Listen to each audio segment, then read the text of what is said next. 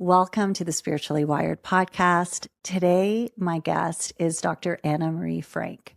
She's also known as the Mindset Doctor. And Dr. Anna Marie brings a very unique perspective to healing and to transformation by blending naturopathic medicine, neuroscience, mindset work, and the body's innate wisdom. In this conversation, we explore what it really means to activate your inner pharmacy, how the body is constantly leaving us clues, and why true healing goes beyond what is surface level wellness. She shares some insights on how we can start to rewrite old stories and reconnect the brain and the body so that you can create a life that feels aligned with who you truly are and what you're calling in. It was a beautiful conversation, which I enjoyed very much, and I am so looking forward to sharing it with you today.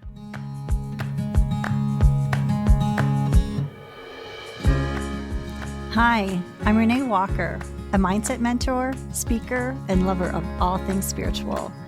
I believe that at our core, we are all spiritually wired for love, peace, success, and abundance. Here on the podcast, we're diving into mindset, wellness, and business, but always through a spiritual lens. Let's just say we're going deep, but we're keeping it light. So let's elevate your life from the inside out, one conversation at a time. Welcome to Spiritually Wired. Welcome back to the podcast. I am very much looking forward to this conversation today with Dr. Anna Marie Frank. Welcome.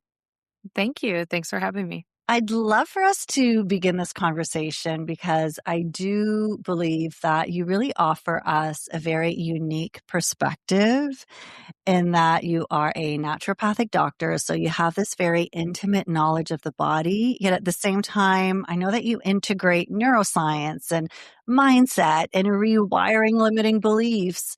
So there is this bridge, this very intentional bridge that you bring between the body and the mind.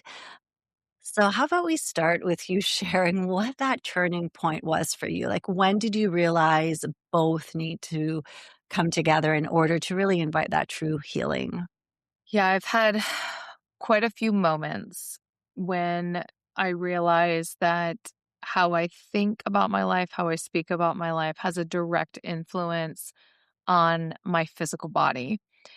And just one example is I'll never forget the last time I went to my psychiatrist's office. I was in my early 20s. I had been heavily medicated for depression, anxiety, ADHD, you name it. I was being medicated for it. And something in that visit, I knew I needed to leave. I had this little light inside of me that was like, this is not for you.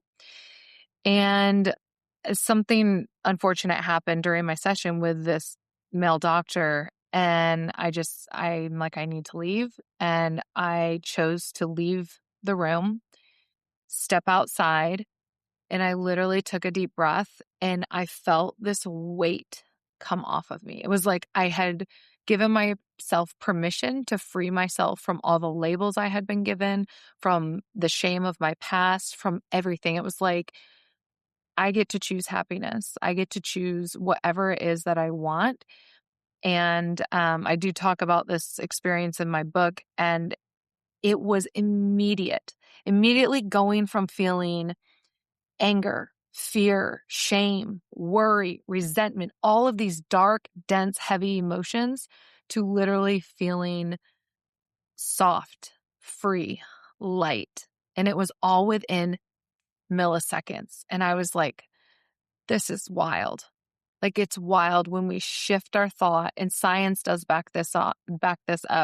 Within 150 to 300 milliseconds, by shifting a single thought alone, it changes our biochemistry. That's like the snap of the finger, a blink of an eye. And it is just, once I discovered that and started experiencing these moments, and I've had so many other moments like that in my life, I'm like, it just always reminds me, like, we're not stuck. We get to shift and change based on how we are thinking. I call it activate your inner pharmacy.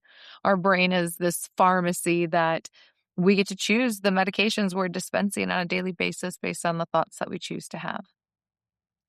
I absolutely love the way you speak about it from the activating your inner pharmacy perspective. So, can we maybe go a little bit deeper into that? What do you mean exactly? And how does someone activate the pharmacy? So, if when you find yourself in that moment where maybe you are experiencing heaviness or more anxious thoughts, how do you activate that inner pharmacy? So, one of the things that I love to do is asking open ended questions. And I play this game with myself. I'll ask myself, okay, what if this wasn't true right now? What if it wasn't true that I felt like everything was going wrong, that the walls were caving in on me, that I feel like I can't get unstuck? Like, what if this wasn't true? What would it feel like to be unstuck?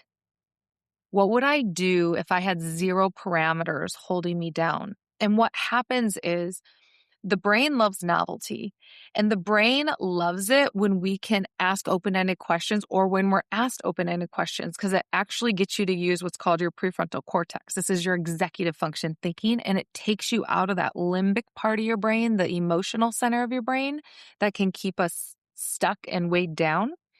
And the moment we shift into the prefrontal cortex, now we're looking at what's possible. We can get excited. We're activating creativity. And so, again, it's like, I don't know if listeners, if you've ever driven a stick shift car, that was one of my first cars, a little red Tempo car. But it's almost like every time we ask ourselves an open-ended question or we go to deep breathing, we do these different things to shift the chemistry in the body. It's like we're shifting gears. And most often people get stuck in the same gear of worry, guilt, shame, fear, regret. And that's like being stuck in first gear, but your foot is fully on the gas pedal and you are just spinning out. You feel you're not going anywhere. It's just feeling hard, heavy, and you're like, what is happening? And so asking those open-ended questions is one thing that I think is really powerful. This is why working with people like yourself and other coaches can be helpful because we get out of our own way and Mhm. we access different parts of our brain by those questions. I think that's so powerful, and I guess also first is recognizing that you are stuck in the first place too. Yeah. Mhm. Yeah, Yeah, so I guess that's the first piece, and then it's like once you start doing it, like, do you find it gets easier? I do. And it's Mhm, like your brain is literally like a muscle. So the more you practice these things of mhm, asking yourself those open-ended questions, the easier it becomes. And then one other thing that I love doing is I marry the open-ended question with like kind of like laughter and playfulness. mhm, So I will like if I have a thought coming in that's negative and we all have them every single day. I will catch myself and I'll be like, "Oh, wow. Isn't that interesting? Like, you're trying to literally bring yourself down right now and get in your own way. Like, we don't do this sabotage thing anymore. Remember, we talked about it." So I kind of play with myself with that. And that helps me so much. And that's just like me. So I always, when I work with clients, is like, let's find the tools and the visual that works for you to get yourself out of that. And the real thing is that we all do is we're all making mhm. everything. Literally, we're making it up. The outfit you're wearing this podcast, we don't even know what we're about to say next. We're just making it up as we go, right? So it's like if we're in this play of life and we're making things up, why don't we make up the things that we truly want? Mm, And I love how Wayne Dyer said, if you believe it, you'll be able to see it. And often we say, well, we got to see it to believe it. No, no, no, no. If we allow our minds to go to believing first and visualizing it, then we can bring it into form. And so as we catch ourselves in these negative thoughts, we're painting a picture of the very thing we don't want. And so we have to meet that with something that is playful, something that is light. Because if we don't, we will cement in our brain, they're called neural networks. These neural pathways will cement in the fear, the worry, the negativity. So when it comes in, if we can marry it with playfulness, with being joking, with believing something completely different, like what if these rules didn't apply to me? What if Mhm. what I'm perceiving has nothing to do with me? What if what I'm perceiving isn't even true? Like it gets your brain to start thinking of like, well, what could that mean? And for some of you listening, sometimes this concept can seem like pretty out there, but I want to share with you. So I've had training by the Dr. Amen clinics, and I'm certified as a brain health specialist, and I've had my brain scan there. So it's called a SPECT imaging scan, and it's where we measure blood flow in the brain. And based on where your blood flow is in the brain, there's different brain types. I literally scored the lowest I could score with my brain in flexible thinking.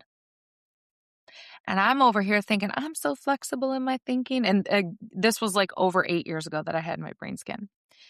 And I found it really interesting because I get stuck on thoughts and I get an idea in my head and it has to go this way. It just has to. And I used to have this real trouble trying to like, well, no, it's supposed to be A, B, C, D, and it's supposed to plan out like that. And when I started to work on like, well, what if it didn't have to look like that? What if I drove a different way to work? What if I did this backwards? What if I brushed my teeth with my left hand and not my right hand?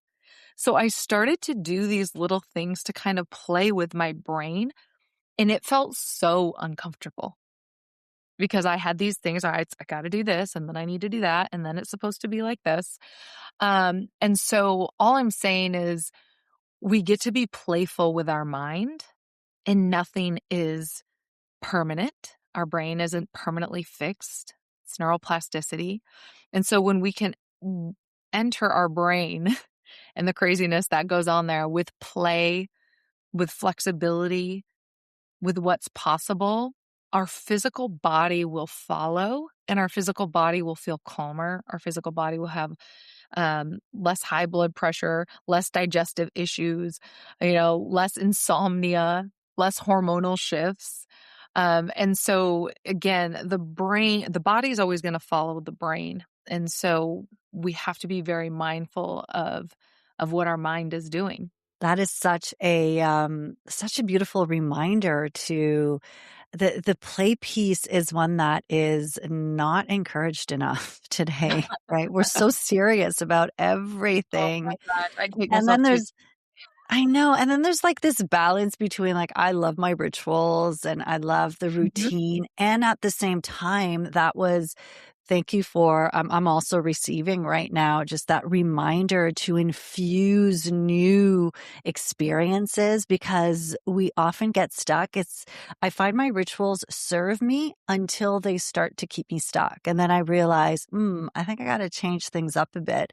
And I've really felt it like in the past few weeks. I've Yeah. signed up for different things just because I realize I am living on repeat, just working and doing different things within my work.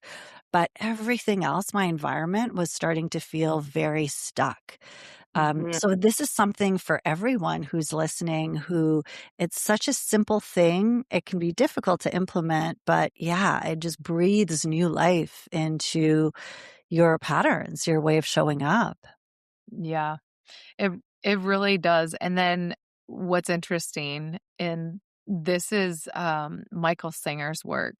I love listening to him, and he has the book called The Untethered Soul and the Surrender Experiment. And he has a podcast on Audible. And I love how he like will sit there and it's almost like he's given a sermon, but he's like laughing. He's about how we decide we don't like something. So then we get all on edge. It's like, Yeah. what? Like, why did you decide to let that hit you inside the way it hit you? And one thing I was really laughing about is my son is learning how to drive.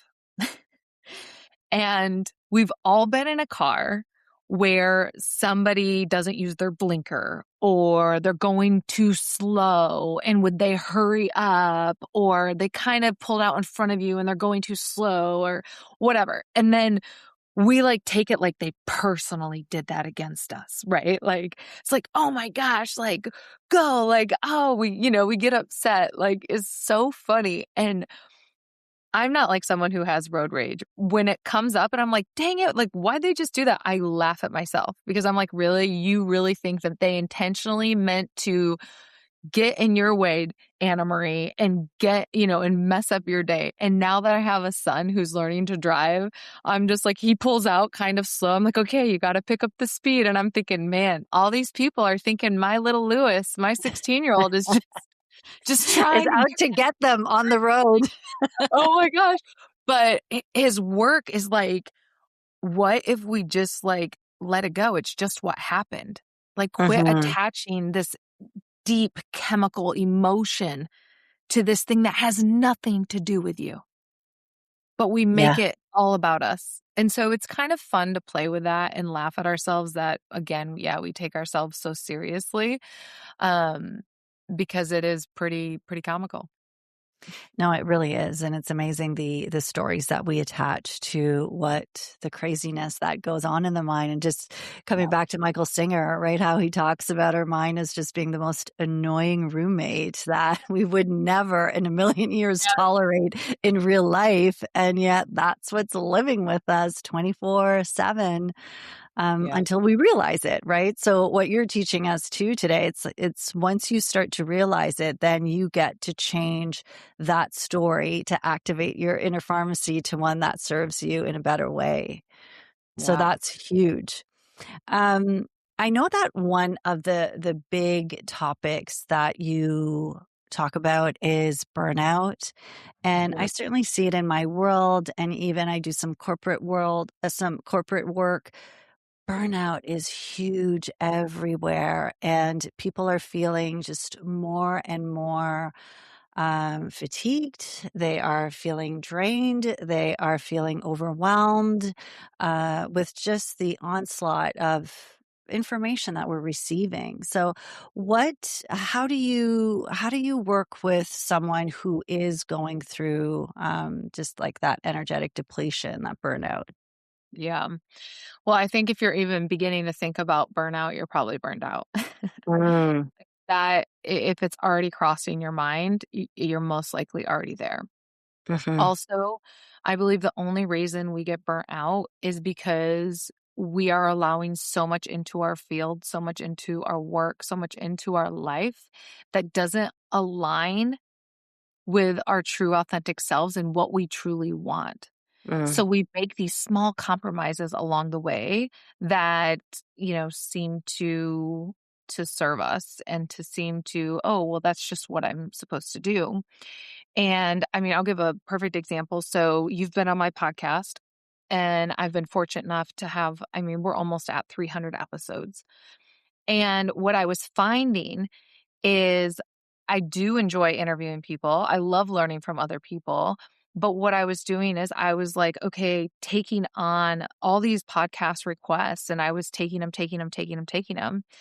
And what I ended up doing is I started to compromise what the true message was. And so I was bringing people on the podcast, not because they didn't have something great to say, not because they weren't up to something extraordinary. I mean, so many great things, but it wasn't in true alignment. But it was like, oh, okay, yeah, I'll bring them on, no problem. Or, oh, yeah, I'll bring them on, no problem. And you do these little micro things along the way that seem to like, it's just podcasting.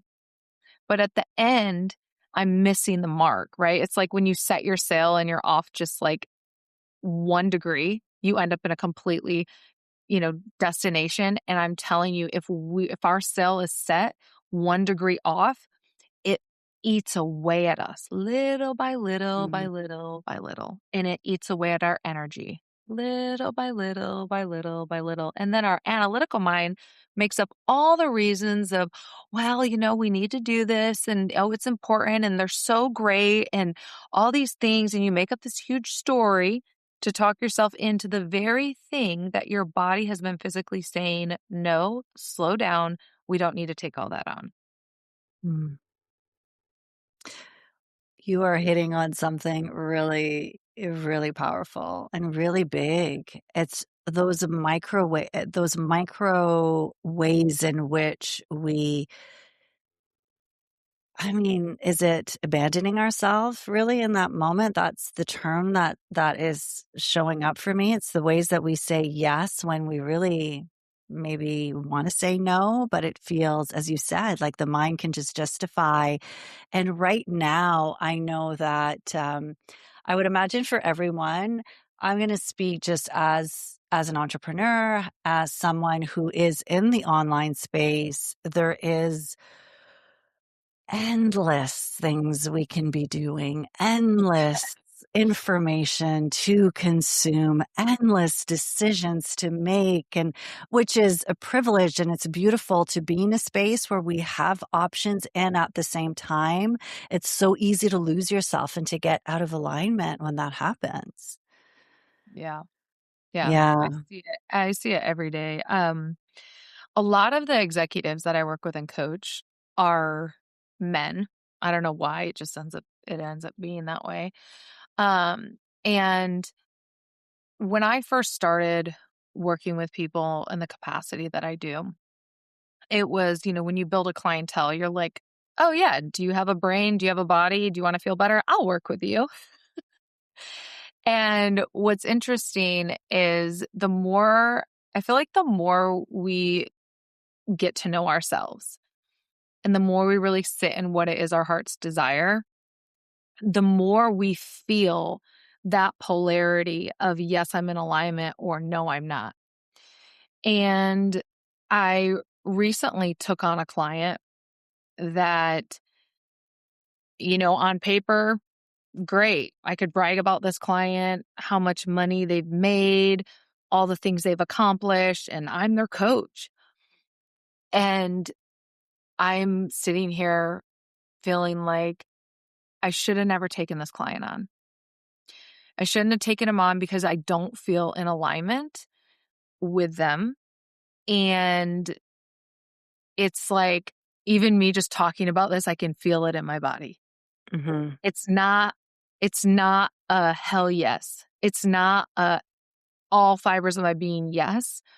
And when I work with clients that all the fibers are like yes, it's so energetically exchanging Yeah. and it feels so good.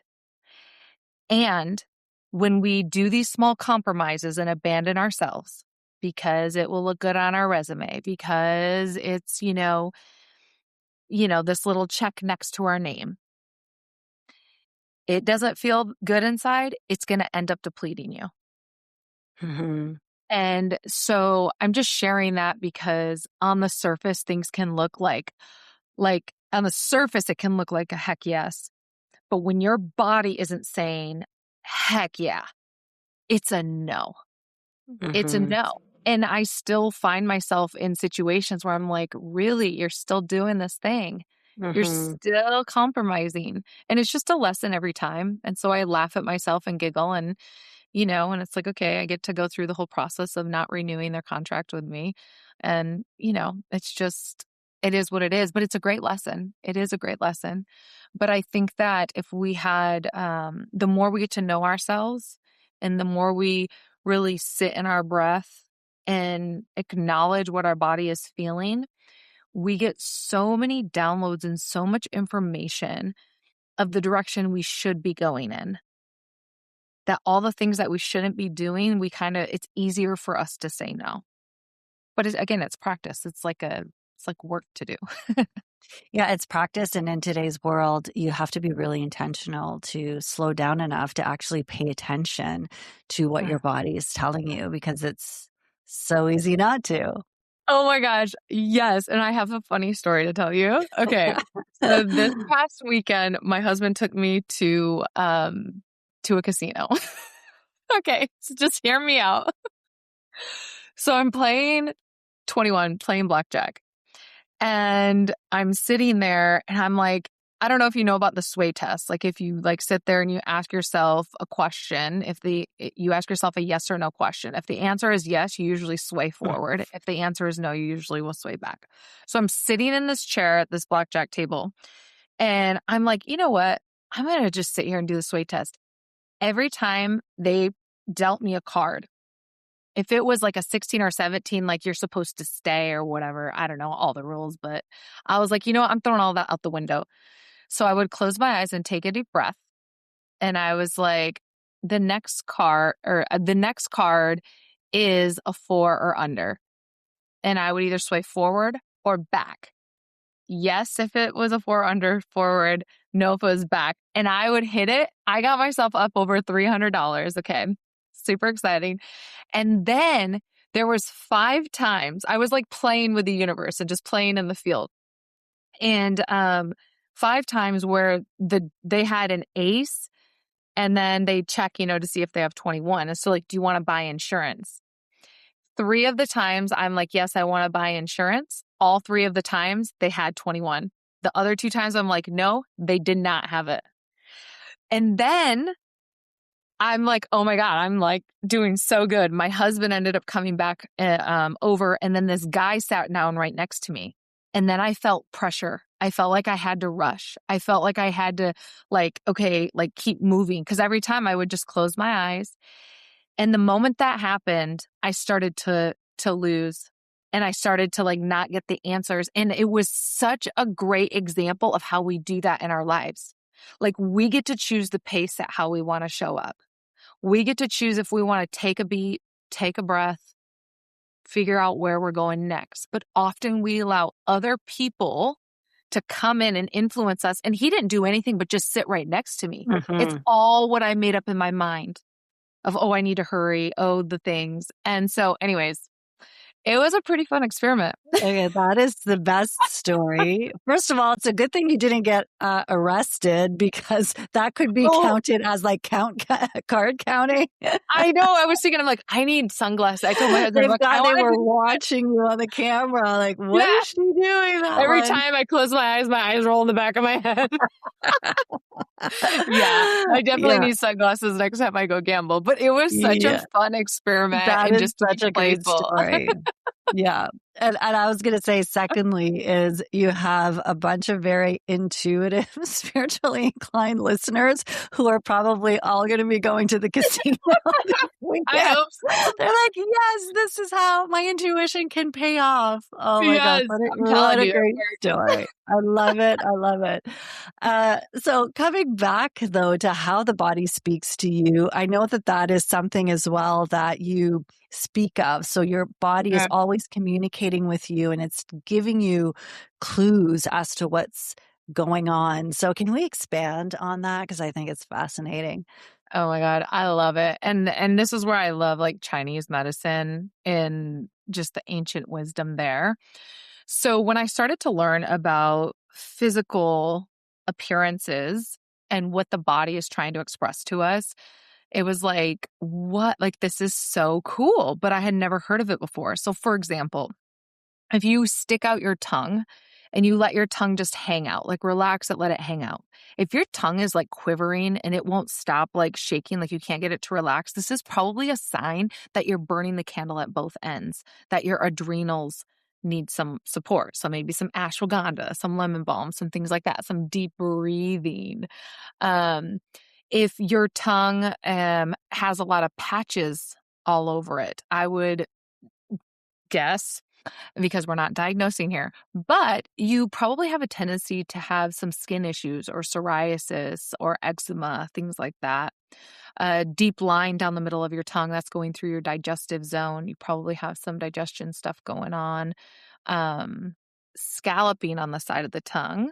There's probably some hydration things going on, liver support that's needed. So the tongue has like these little things that it'll speak to us based on your tongue. So you stick out your tongue in front of me, it gives me a quick download of what's going on internally in the body.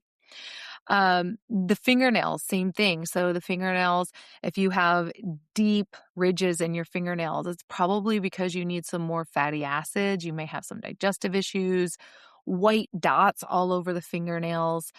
This could be an indication of mineral deficiency, allergies going on in the body. So, um, the body is always speaking to us. If your listeners know anything about iridology, so the eyes, one of the things, whether I'm working with someone in person or remotely, if I'm working with them remotely, they send me photos of their fingernails, of their tongue, of their face, their ears, their eyes, and I go through and I look at their body before I get on a session with them. But the eyes are really special. The eyes have been mapped with iridology of different organ systems and different areas of the eyes, different layers of the eyes, and different things that can indicate. I can look at someone's eye and I see these things called, there's like a buckling of the fibers. And if there's buckling of like two or more, usually that's two generations back of some very high stress in that family. Mm. Um, Different spots in the eyes can indicate, like some liver support that's needed if you have liver spots in your eyes. So a lot of really cool things that the body is just subtly trying to say, "Hey, give me some attention." But we're not trained in this country anymore how to decode what the body is trying to share with us. Um, and then there's also mapping of the face, that can indicate different ages, different, personality traits. I was on a podcast and with one of my friends, and he was laughing because I was talking about if there is a person that has these two markers I'm about to tell you, run for the hills because they're probably a little bit crazy. So anyone that has like really, really pointed ears, like up, like see how my ear's going right there? Mhm. So that is a red flag to me. And then right here, where you get your little eye boogers. If Yeah. that is, if it is in and it hooks, so it hooks down or it hooks up, and they have this pointy ear, I mean, I'm just saying, I'm not gonna I'm not gonna hang out with with anyone with that going on. And again, there's an exception to every rule, okay? Right. But there are different things. One really interesting thing that when I started learning about this, it was like, oh my gosh, my husband and I both have this. So if you look at someone's profile, like you can look at my profile and you can see how there's like right above my eyebrow, there's like a dent there, like it Mhm. pops out. So usually people with that brow bone like that, usually they are good leaders. They have a lot of capacity. And also a good and bad thing can be they want to be in charge. They want to control things. Well, my husband has it and I have it. So So there's a little battle? there's been a battle, but when I learned about this, I was like, wow, that's so interesting. And my husband is more analytical leader and I'm more direct leader. So we both want to be in charge, but I want to be in charge and I want it to be fast and I want to move forward and like get to the point, let's go. My husband wants to lead, but he wants to take his time with it. He wants to analyze it. It's going to take him a minute. And my the way I am, that take our time. What well, we don't have time to take time. Like, what are you doing? And then for him, he's like, "Whoa, slow down! Like you're making decisions way too fast." So when I started to like play with this, and I work with couples on this, it helps us better understand our partners. And Mhm. it's like, okay, like when I ask him a question and it literally takes him what feels like 5 minutes to answer to me, but it's literally him taking a minute or two to answer, that I just have to say, yeah, he's processing. Give him a minute. Versus when we first got married, I'm like, dude, like, can you answer me? Did you hear what I just said? Like, are you listening to me? It's like, no, he's listening. He's just processing what I'm sharing with him. Mhm. So it can be really, really helpful. To kind of decode the body and decode some of these things that it's trying to teach us because it does help us interact with other people as well. Yeah, and I guess understand ourselves even more. Mhm. And it's interesting that you said even with like the iridology that it goes back even other generations too, that your body can even hold what or show not just your Mhm. physical, what's happening for you, but what's happened before you. I think that's really fascinating. It's definitely we are imprinted. We have generations of imprints within us, and, yeah, like, anyone that's born, like, whether it's over time, but, like, say your chin comes in, and I'm showing Mhm. this on video, I don't know if people are gonna be watching on video on YouTube or just listening, but, this can be a sign of power being taken from you, whether it's in your lifetime or whether it is in a previous generation of just power being taken from you, someone taking the power from you. So it's really this is like where I get to play with my clients and Mhm. the body is always speaking to us. So does the physiology change though? So if let's say we go back to the eyes, right? And Mhm. then so it's showing or as you were saying, like power being taken from you. And so part of this lifetime is you really healing that pattern of I no longer allow people to take power away from me. And so you're in the process of healing that, of really owning your power. Have you witnessed or seen changes not just in the environment and the reality that they live in, but actually physically, you can see it in the body too? Yes, which is That's so wild. cool. And in That is Chinese so medicine, wild. they will okay. There are certain decades too on the face.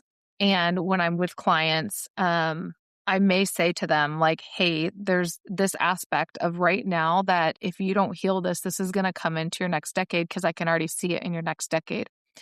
If they start to heal it now, the markers start to dissipate on the face. The face does change. This is like, you see someone, you're like, "You look good. Like, Mhm. what's going on with you?" Like, and they're like, feeling so good. And then you see someone who's going through it and Mhm. their physiology changes. Their face changes, their body changes. And so, yes, the body does change. And it's really fascinating stuff. There's a book called, I think it's called About Face or something. I have a few books, but they talk about these different and through Chinese medicine and these different markers on the face and on the eyebrows and the tongue and the chin and the ears and all of the things. But yes, your body will change once you start healing it and once you change. The physiology will follow Wow. 1000%. Yeah, that is definitely wild to think about and also empowering to know, right? That it's not because sometimes if you were to recognize or see, okay, I've got this feature. You don't need to be discouraged. It actually there is power in knowing that there are you can shift that, you can change that, you can heal through whatever it is that it's an indication of. Yeah. Yeah. Mhm. And it's also it's also great when you know this because it does help you better understand yourself. So, like anyone that has like on your nose, so one, the tip of your nose represents your vascular system as well, and your Mhm. cheeks can represent that. Like if people have red nose, red cheeks, usually there's something going on with their circulation. But from an emotional standpoint and a characteristic standpoint, anyone that has like a little divot right here in their nose, like my sister has that, they can tend to be emotionally vulnerable. And what I find is they're more empathetic. They're more likely to sacrifice their own well being to make others feel comfortable and make others feel happy. And Mm. so, again, when we see these tendencies or like these markings on the face, it's just reminding, like, hey, you can tend to be emotionally vulnerable. There's nothing wrong with it, but know that that's your tendency to go towards that. And so you can kind of like give yourself those boundaries of like, okay, I don't want to go too far this way. Um, People that have really big upper and lower lips can tend to have issues with overindulging. So not just workaholic. but it can be alcohol. It can be overeating. So again, these tendencies to overindulge. So when we know these things, and I can start seeing it in little kids, it's good. It's like, okay, these are tendencies towards, it doesn't mean it's a definite, but if I know that I have a tendency towards, an alcohol addiction or addiction in general. I mean, I have two upper and lower lips. Like with that, I can overindulge. I already overindulge with working. I already know that. I cannot drink. I used to drink way too much. And it's like, oh, give me 2 drinks, give me a third. I don't even know what the heck I'm going to do. So I don't even bother to go there, you Mhm. know? And so again, it's, our body is speaking to us and it's giving us some warning signs and some indications of I need extra support here. And again, it's not right or wrong. It's just kind of like how we came into this embodiment and this, device that we have. This wonderful tool of our body that we have, and we just need to know how to utilize the operating system to its fullest capacity. So true. And I love kind of blending the two like this. This is such a fun conversation. You have these 6 R's, which are your success rewire method.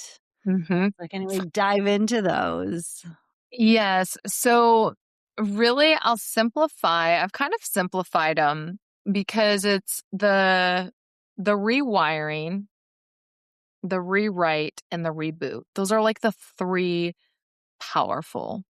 So the rewiring is all about rewiring how we are thinking and speaking about our life, rewiring what we're allowing to download into our beings. And everything we do is downloading information. What you're choosing to see every day, what you're choosing to listen to every day, what you're choosing to eat, how you're choosing to move your body. All of this is downloading information into your body, and we get to rewire what we want downloaded. And we rewire it by shifting our thoughts, by shifting our words. And then once we start doing that, we start to shift our environment. So the rewiring of the brain and the body is really important. I And just I love yeah, how you're saying what you allow to download it, what you choose. I think like that's so important for people to understand is we do allow it to download. I mean, certainly certain environments, it may not feel as if we do, but that is such a powerful reminder for everyone listening that we get to choose what we allow to download in. yes, absolutely. And as we're choosing what we're downloading, we're actively rewriting our story. So as we're rewiring, we're rewriting what's possible. Like, I'm giving a talk on Thursday about how we're literally making all this up. Like I said earlier, we're making it all up. We make up the good stories, we make up the bad stories, and we get to rewrite our story at any time, any moment. And so when we start to rewire the brain, rewire the body, which rewires the biology, at the same time, we're rewriting the story. We're rewriting whatever it is that our hearts desire. And once we start doing that, we start to reboot the future that we want. And we can Mm. do that so much faster. Like, one thing I work with clients on is allowing ourselves to feel now what we think we'll feel when. And so that's the power of the inner pharmacy as well, is our brain doesn't know really if it's happening or if it's about to happen or if we're just thinking about it. Like, for example, if I say, don't think of a red apple, like Mhm. you're most likely thinking red apple. Like you can't get the image out of an apple out of your mind because I'm saying apple. Even though I said don't think of it, you're thinking of it. And so we get to put in what it is we truly want. And so we can visualize it. We believe it first. We visualize it. And then we marry that vision with an emotion. And if you can do it with what you think you'll feel when, You start to cement that in, which will start collapsing time, which signals out to the world, to the universe, that I am this vibrational frequency of, and then it pulls in our reality, what it is we are calling in. And I know for some people it's like, wait, what? What is all that? It's like being the thing now, like being the very thing right now, vibrating your body up, up, up, up, up to what it is that your heart desires and So if, allowing let's say, it to come. someone is feeling just tired, exhausted, or whatever it is, and they Mhm. want to feel healthy and vibrant, that's what they're calling in, is vibrant health. So Yeah. you would say, then can you walk us through that? So because part Mhm. of it, what I'm hearing, is also being in the energy of what would it feel like if you were healthy right now. So instead of staying in the story of I'm exhausted, tired, you're, no, I am healthy. Yes. So it starts with the shifting of the thought. So instead of saying, I'm tired, I'm unhealthy, that is shifted out. First thing when you wake up, I have so much energy. I have so much health. And so you're shifting what you're allowing the narrative to be, because that voice keeps going, going, going. So you're changing that narrative. And then you're allowing yourself to do the things that you feel like that maybe you're not already doing, because it's the novelty, it's the new thing. So now you step outside on your front porch and the sun is hitting you and you are like, I am so full of energy and I am so healthy. And you just do it. Like, no thinking about it. You're going to walk out there barefoot Hmm. and you're going to just, I am so energized and I am so healthy. And then that voice is going to come in your head and be like, no, you're not. Yeah, right. Like all the things, da da da da. Right. Then when that's happening, you get to say to that voice, whatever it is that your heart desires, with playfulness, with fun. Like, oh, I knew you'd show up. I know you don't like it that I'm out here trying to be all fabulous and energized and all the things because you want me to stay in my story, but I'm not doing that anymore. Like, think of your life as like this play and you're like writing it and there's these different characters that show up. There's the hero character of who you are, your soul that is not trying to prove or do anything, but just like show up with love and light and compassion and reminding you you can do anything. And then there's that villain character, that voice inside your head that is truly not yours because you are the one that's witnessing the voice, but it's showing up trying to tell you all sorts of madness. Right? So the more that we can literally take ourselves outside of it emotionally, see what it is, this villain, give it a name, whatever you want to call it. I call it the inner bully in my book. And give it like, okay, I recognize you. You are not me. You are just something that is showing up to remind me of what I don't want and remind me of what I do want. And so use that as that prompt. But I totally get that. Like, well, I don't feel like it and da da da. That's not your voice. That is this voice. And so it's a play, it's a practice that we get to dance with. And it doesn't happen overnight, but it is one small choice, one right after the other, after the other, after the other. And, for the other things, it's like, okay, well, if you're tired, maybe you do go take a nap, but instead of taking a nap and scrolling on your phone, you're needing a nap and you're going to meditate and you're going to Hmm. wake up with so much vibrant energy. It's going to be exploding out of your chest. Again, we've got to believe it first. We've got to believe it first, not see it first. If you're waiting to see things and then you'll start to feel something, no, you get to believe it first. Then you will see it and you will then live it. But quit waiting to see it first because you'll be waiting your whole life. Mm, so true. So powerful. And the believing part happens in the repetition piece. Is that like, yeah. So you Yes. got to just put it in. That's what you're choosing when you were saying, like, what are you allowing to download? You're Mhm. allowing that belief in what it is that you're choosing to be that reality. Yeah. And I will say a big part of my healing has been to let go of all the blame and all the shame of my past. Mhm. Blaming my parents for things, blaming the guy that did the thing to me, blaming the economy, blaming my ex, blaming all the things. Letting go of blame is literally you unchaining yourself and freeing yourself. What's done is done, what's happened is happened.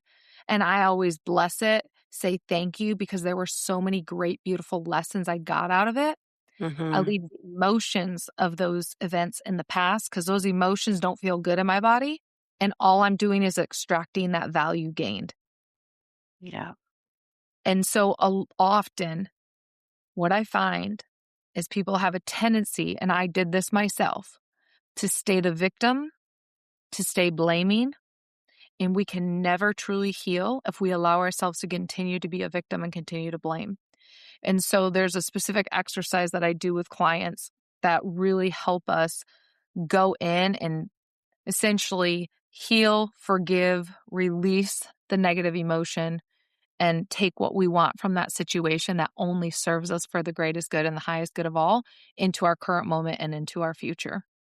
And so again, letting go of that victimhood is that's like paramount. Yeah, when healing. it's a big one. And also sometimes it's the letting go of the blame that we have that Mm. we've placed on ourselves too, right? Because we can be Oh, holding on to, and that yes. really feels like shame in our body, and that's one of the lowest forms of energy that we can be carrying. So, oh, this we could keep going, and I really appreciate how you are bringing the play piece into it as well. I think that that is such a great reminder for everyone because this work sometimes it can be heavy if you allow it to be heavy. And so introducing the play with it and letting it be when you notice the feeling of shame or guilt or blame or all of those things, not being hard on yourself and fueling it by judging yourself for having it. I love how you're reminding us to just be like, oh, here you go again. There I go. Thank you for being a part of this conversation. That's such an important reminder. I think we got to keep it. I always say, let's go deep, but keep it light because the lightness is what our soul needs for healing. Yeah. And I think the other piece is when we look at healing, we're like, oh, something's wrong. And Hmm. I want to be very clear that nothing is wrong with any of us. Yeah. This is just an experience and it's an experiment of this embodiment. And I think when we can let that go of like, just ask yourself, what if nothing was wrong with me? Like, play with that question. Mhm. What if nothing's wrong with me? And then step into visualizing what's possible. And that can be a really fun activity to do. What if nothing was wrong with me? Mhm. Beautiful. Well, thank you so much for spending this time with us. I know that there are listeners right now wanting to learn more about how they can work with you, how they can be a part of your world. Can you share with us the best way to reach you? And I know you also have an assessment, a free assessment for people to find out a little bit about themselves. Yes, this was like a labor of love, and I know that you'll have that in the show notes, but it says like a 5 to 7 minutes, but it's literally about 3 minutes, and you just answer some questions, and it's gonna give you customized like, if I was in front of you, and I asked you these questions, this would be like the custom things that I would recommend in terms of like affirmations based on Louise Hay's work, what brain type maybe that you're trending towards, and exercises that would benefit your type of brain, nutrients, movement. So it's kind of a fun assessment that you can take. And then yeah, and if anyone's interested in connecting with me on social media, I'm Dr. Anna Marie on social media, dr.anna.marie. And then, yeah, I mean, if you're interested, you'll find me. This is 2026. So it's, Very I'm there. true. Shoot me a DM and, yeah, and I will get back to you. Very true. Well, thank you again. And we will link to all of to the Instagram and your website, but also to this quantum alignment assessment, which sounds like a lot of fun. And I'm probably going to go and do that now so I can learn more about my brain type. I'm super curious now. So thanks again for being with us. And I want to remind you, if you're listening, that you are always spiritually wired for peace, for alignment, for abundance, for love. And I will see you next week. Thank you for listening to Spiritually Wired. If you enjoyed this episode, be sure to follow and leave a review. It really makes a big difference for the podcast. And if you're ready to dive deeper and join a soul-led community, come be a part of the Spiritually Wired membership. With weekly life lessons and a rich library of recorded classes, it's designed to support you every step of the way on your spiritual journey. We currently have a special offer where you can receive your first month for half the price. You can find a link in the show notes or come check it out at reneewalkerwellness.com. Until next time, remember to take some deep breaths. Remember that you are spiritually wired.